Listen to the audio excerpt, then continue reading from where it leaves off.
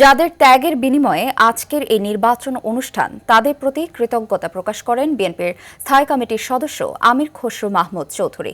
বেলা 12টায় চট্টগ্রাম উত্তর কাট্টলীতে ভোট দিতে এসে তিনি এসব কথা বলেন। এদিকে ভোটের মধ্য দিয়ে জাতি পরিবর্তিত বাংলাদেশ উপহার পাবে বলে মন্তব্য করেন জামায়াতে ইসলামের সেক্রেটারি মিয়া গোলাম পরওয়ার। প্রতিনিধিদের পাঠানো তথ্যচিত্রে বিস্তারিত জানাচ্ছেন সাকিব আল হাসান। দুপুরে চট্টগ্রামের উত্তর কাট্টলীতে নিজ আসনে ভোট দেন বিএনপি মনোনীত চট্টগ্রাম 11 আসনের প্রার্থী ও বিএনপির স্থায়ী কমিটির সদস্য আমির খসরু মাহমুদ চৌধুরী। বলেন, এই ভোটের মাধ্যমে গণতন্ত্রের মূলমন্ত্র আদায় করতে পেরেছে জনগণ। গত 17-18 বছর ভোট দিতে পারে।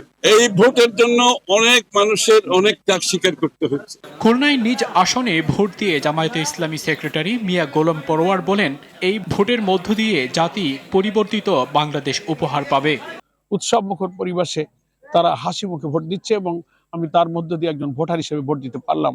এটা তো একটা পরিবর্তিত বাংলাদেশ।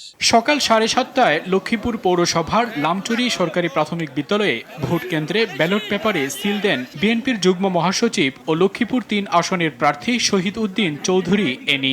সবার মধ্যে একটা স্বতঃস্ফূর্ততা কাজ করছে এবং দানের শীষের একটা গণজোয়ার সৃষ্টি হয়েছে ইতিমধ্যে আপনারা লক্ষ্য করেছেন।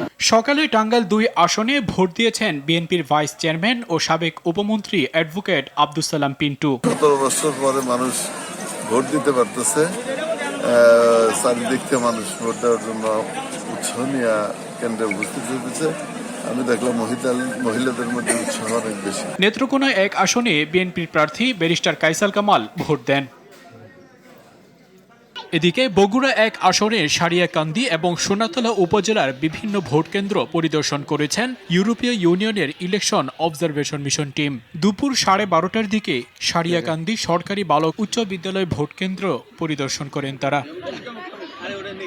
সকাল 8:30টায় লাইনে দাঁড়িয়ে থেকে দিনাজপুরের পুটিমারা সরকারি প্রাথমিক বিদ্যালয় কেন্দ্রে ভোট দিয়েছেন দিনাজপুর 6 আসনের বিএনপি মনোনীত ধানের শীষ প্রতীকের প্রার্থী doctor AZ M Zahid Hossain. আমি কোনো কমেন্ট করতে চাই না। আজকে ভোটের দিন, আমি জনগণের উপর আমার পূর্ণ আস্থা রয়েছে। জামাতিরা বিভিন্ন কেন্দ্রে ঢুকে ভোট জালিয়াতি করার পুরনো সংস্কৃতির চর্চা করছে বলে মন্তব্য করেছেন বাংলাদেশ জাতীয়তাবাদী কৃষক দলের সভাপতি ও পাবনা 3 আসনের বিএনপি মনোনীত প্রার্থী কৃষিবিদ হাসান জাফির তুহিন। প্রিজাইডিং অফিসার, জামাত মন্ত্রী প্রিজাইডিং অফিসার তাদের সাথে জামাত মিটিং করেছে। মিটিং করে কি করেছে আমরা ঠিক জানি না। যে আমরা যে কয়টা অভিযোগ পেয়েছি আমরা দেখেছি প্রশাসন তাদেরকে প্রত্যাহার করেছে। এই নির্বাচন বাংলাদেশের একটি নতুন অধ্যায়ের সূচনা করবে বলে মন্তব্য করেছেন ময়মনসিংহ 1 আসনের বিএনপি মনোনীত প্রার্থী ও দলের যুগ্ম মহাসচিব সৈয়দ ইমরান সালেহ প্রিন্স। এই দেশের গণতন্ত্রের জন্য, তাদের নিজেদের ভাগ্যের পরিবর্তনের জন্য, এই অবহেলিত জনপদের উন্নয়নের জন্য তাদের ভোটাধিকার প্রয়োগ করবেন, ধানের শীষে ভোট দিবেন এবং নিজেদের বিজয় নিশ্চিত করবেন। জামালপুরে সকাল থেকেই প্রতিটি কেন্দ্রের সামনে ভোটারদের দীর্ঘ সারি দেখা গেছে। শৃঙ্খলা মেনে ভোটাররা ভোট দিচ্ছেন পছন্দের প্রার্থীকে। এছাড়া নড়াইল, গাইবান্ধা, বরিশাল, হবিগঞ্জ সহ দেশের প্রতিটি জেলায় ভোট অনুষ্ঠিত হয়েছে। সাকিব আল হাসান, RTV।